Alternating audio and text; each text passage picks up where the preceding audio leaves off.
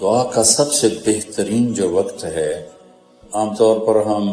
اتحیات میں جب سنت نفل میں ہوں، فرضوں میں تو امام کے پیچھے چلنا ہوتا ہے، ہم صرف ایک دعا پڑھ کے سلام پھیر دیتے ہیں۔ دعا کا سب سے بہترین جو وقت ہے وہ اتحیات کا آخر ہے۔ سلام پھیرنے کے بعد ایسا جیسے لائن کٹ جائے، ایک مثال ہے، ورنہ اللہ کے ساتھ لائن کٹتی کوئی نہیں، کیونکہ نماز کے اندر بندہ اور رب بالکل ہم کلام ہو رہے ہوتے ہیں۔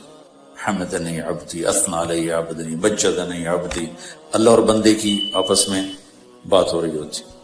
تو سلام پھیرنے سے پہلے جو ہم دعا مانگتے ہیں وہ زیادہ طاقتور ہے اس دعا سے جو سلام پھیرنے کے بعد مانگی جائے۔ تو جتنی دعائیں آپ کو یاد ہیں ان کو آپ سلام پھیرنے سے پہلے مانگنے کی عادت بنائیں، ایک ہو، دو ہو، تین ہو۔ باقی چونکہ دعا کیفیت کا نام ہے نہ کہ الفاظ کا، تو جب کیفیت بن جاتی ہے پھر اردو، پشتو، عربی سب برابر رہتا ہے، اور کیفیت میں بولنا بھی ضروری نہیں، جو کہ دعا ایک فریاد ہے، اور فریاد کے لیے الفاظ نہیں ہوتے، ایک درد بھری آواز ہوتی ہے جو اللہ کے عرش کو جاتی ہے تو ہلا دیتی، ورنہ گونگے تو مانگ ہی نہ سکیں، ہوں گے تو مانگ ہی نہ سکیں۔ دعا ایک کیفیت کا نام، جس مرد عورت پہ آ جائے، جہاں آ جائے، عرفات میں آ جائے، مینا میں آ جائے، مزدلفہ میں آ جائے، یہاں آ جائے، وہ وقت دعا کی قبولیت کا کہ عرش کے دروازے اب کھل چکے۔ لیکن ہم جو رسمی طور پہ مانگتے ہیں یہ بھی نفع سے انشاءاللہ خالی نہیں،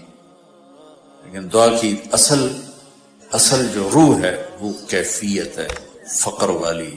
سوال والی اور آہوزاری والی، جس کی بھی ہو جائے۔ اور سبحان اللہ، اللہ پہ صدقے جائیں،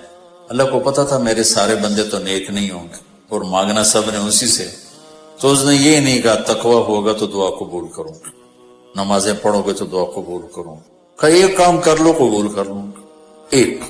جو بھی کر لو، بے نمازی کر لے، نمازی کر لے۔ امن یجیب المضطر اذا دعا، بے قرار ہو کے مانگو قبول ہو جائے،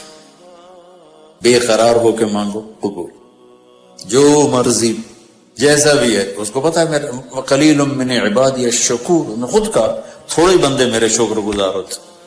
لیکن دعا کی قبولیت کے جگہ پہ تم تھوڑا سا رو کے دکھا دو، بس کام ہو جائے گا، کام بن جائے گا۔ تو نماز کو اطمینان سے پڑھا جائے، تلاوت کے لیے وقت نکالا جائے۔ اب ہم ایک معاشرہ، ایک ماحول اور ایک خاندان بن چکے ہیں،